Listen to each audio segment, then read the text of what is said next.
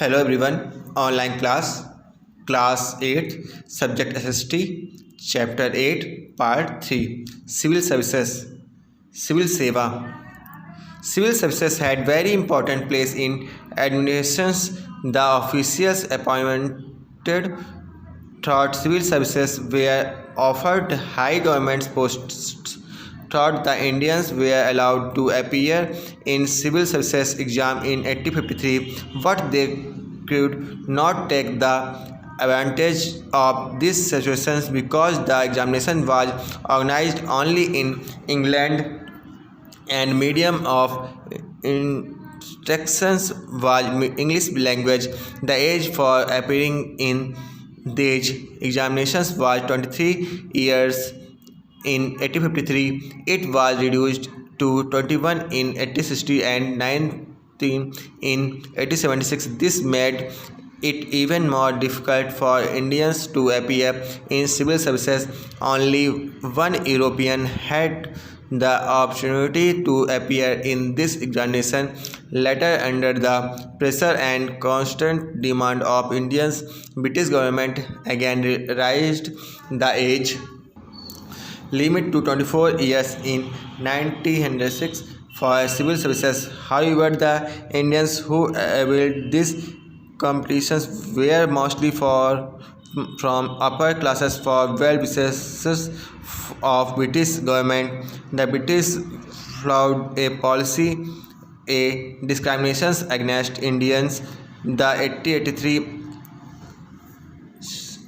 Albert will is an instance that ended the difference between Indians and English Judeans. With this ordinance in force, any Indian judge could hear a case against any European in his jurisdiction, but the bill had to be withdrawn in the face of fairly oppositions by the European. प्रशासन में civil सेवा का महत्वपूर्ण स्थान था। Civil सेवा के माध्यम से नियुक्त अधिकारियों को उच्च सरकारी पद प्रदान किए जाते थे। यद्यपि 1853 ईस्वी में सिविल सेवा की इस परीक्षा में भाग लेने की अनुमति भारतीयों को मिल गई, किंतु वास्तव में भारतीय इस परीक्षा में भाग नहीं ले पाते थे क्योंकि यह परीक्षा केवल इंग्लैंड में एवं अंग्रेजी भाषा में होती थी। 1853 में ईस्वी में जहां परीक्षा में बैठने की उम्र 23 वर्ष थी, वहाँ 1860 में 21 वर्ष एवं 1876 में 19 वर्ष कर दी गई। इससे भारतीयों के सिविल सेवा में भाग लेने के सभी रास्ते लगभग बंद हो गए थे। केवल यूरोपीय ही सिविल सेवा के माध्यम से सरकारी विभागों में नियुक्त किए जाते थे। कालांतर में भारतीयों के आंदोलन एवं मांग से विवश होकर ब्रिटिश सरकार ने 1806 ईस्वी में सिविल सेवा में भाग लेने की आयु पुनः 24 वर्ष कर दी थी। इसके द्वारा जिन भारतीयों को सिविल सेवा का अवसर मिला वह प्रायः उच्च वर्ग एवं तथा ब्रिटिश शासन के हितैषी रहे। अंग्रेज द्वारा भारतीयों के साथ अत्यधिक भेदभाव किया जाता था। 1883 ईस्वी में एल्बर्ट विल विधेयक इसका प्रमुख उदाहरण था, जिसके भारतीय एवं अंग्रेजी जजों के मध्य अंतर को समाप्त कर दिया गया था। इससे विधेयक के पारित हो जाने पर कोई भी भारतीय जज उसके क्षेत्र के यूरोपियों के मुकदमे को भी सुनवाई कर सकता था, किंतु यूरोपियों के कड़े विरोध के कारण एल्बर्ट बिल को वापस लेना पड़ा। British education policy, British शिक्षा नीति. In the beginning, the objective of the British policies was to make the Indians mental selves. The British education policies was initiated in the beginning of 18th century. The missionaries arrived in India by 1820 and started imparting English education. They preached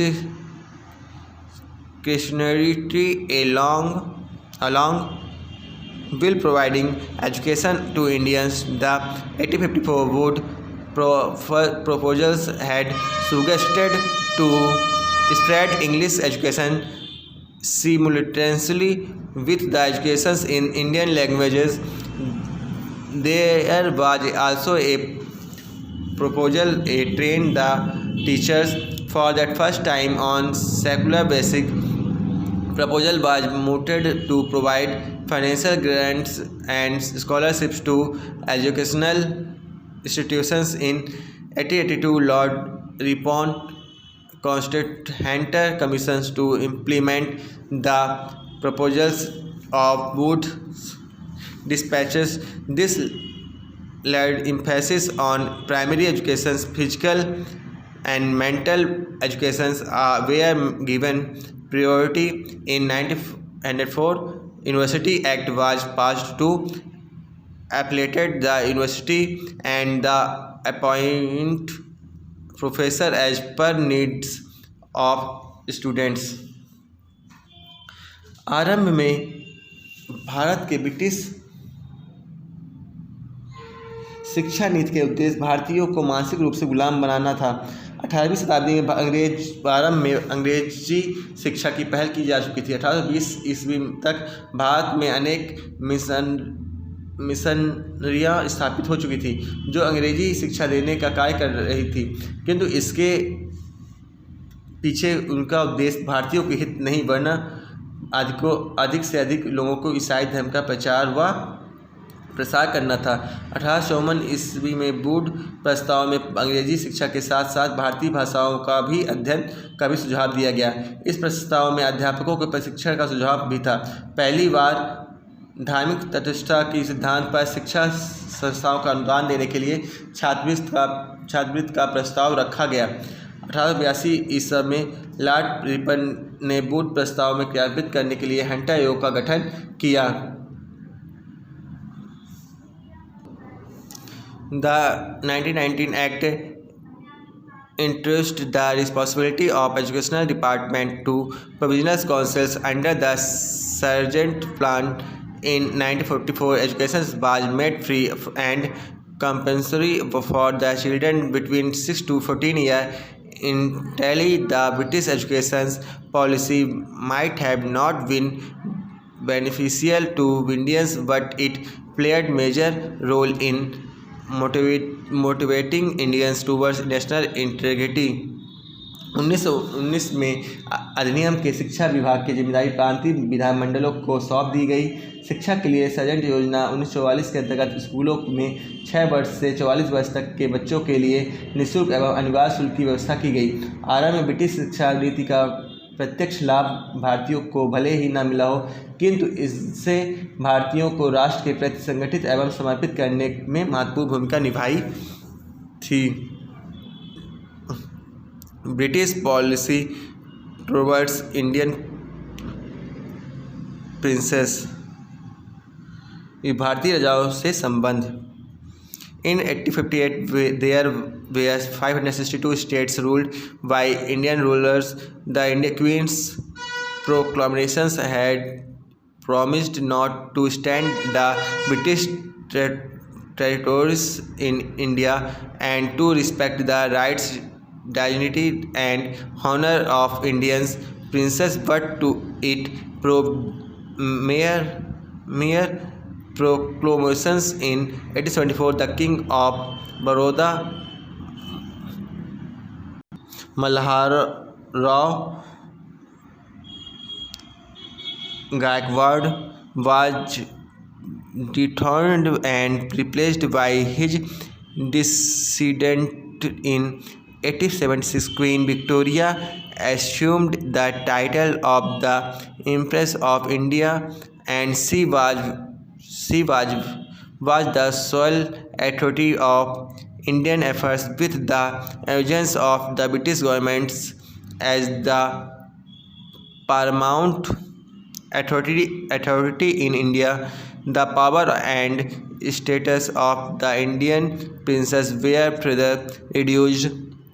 Now it was the responsibility of the British government in India to protect the Indian states from internal as well as external threats.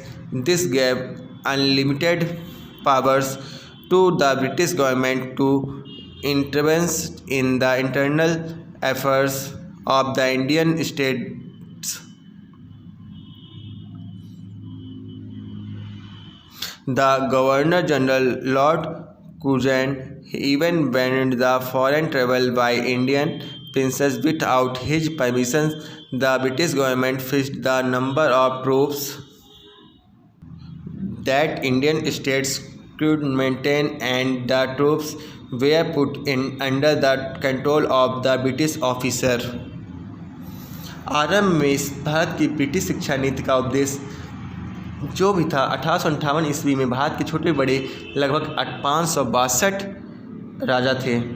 England के महारानी ने अपनी घोषणा में कहा था कि भारतीय राजाओं के अधिकार एवं सम्मान का हनन नहीं किया जाएगा, उससे पूर्णतः सुरक्षित रखा जाएगा। यद्यपि महारानी द्वारा राजाओं के सम्मान व अधिकार का वादा किया गया था, किंतु उसका पालन नहीं किया गया। 1874 ईस्वी में बड़ौदा के राजा मल्हारराव गायकवाड़ को सिंहासन से हटाकर उसके वंशज को सिंहासन पर बैठा दिया गया। 1876 ईस्वी में इंग्लैंड की महारानी को भारत की सामग्री घोषित कर दिया गया और अब संपूर्ण भारत के सर्वोच्च शासक इंग्लैंड की महारानी हो गई थी। भारतीय राजाओं के आंतरिक एवं बाहरी सुरक्षा की जिम्मेदारी ब्रिटिश सरकार की हो गई थी।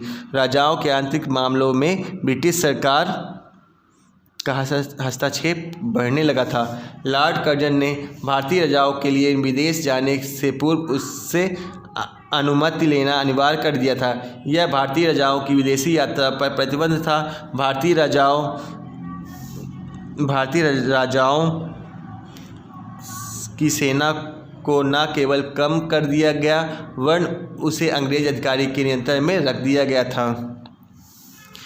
इन 1947 Mountbatten plan provided choice to Indian princes to live either under India or Pakistan. In fact, after 1857, the British had pursued the policy of divide the rule in India, which divided the Indian society into two categories, exploiters and exploited. 1847 ईस्वी में Mountbatten योजना के भारतीय राजाओं की उनकी सुरक्षा अनुसार भारत या पाकिस्तान में बने रहने की स्वतंत्रता प्रदान कर दी गई। वास्तव में 1857 के बाद भारत में ब्रिटिश सरकार ने फूट डालो और राज करो नीति का पालन किया, जिससे भारतीय समाज शोषक एवं शोषित दो वर्गों में बांट गया। The religious bigotry, communalism and casteism were the equations in the country. The resources of India were completely plundered. Now the need was to reorganize and restructure an economically independent India, and the process began with the achievement of freedom of country on 15 August 1947. देश में धार्मिक कट्टरता, सांप्रदायिकता एवं जातिवाद के समीकरण बन चुके थे। भारतीय संप्रदायों के पूर्ण दोहन किया जा चुका था। आवश्यकता थी नवीन एवं स्वतंत्र भारत के सुनियोजन एवं आर्थिक विकास हेतु सुसंगठन की, जिसे 15 अगस्त 1947 ईस्वी को भारत के स्वतंत्र होने के साथ क्रियान्वित करने की प्रक्रिया आरंभ कर दी गई। Thank you.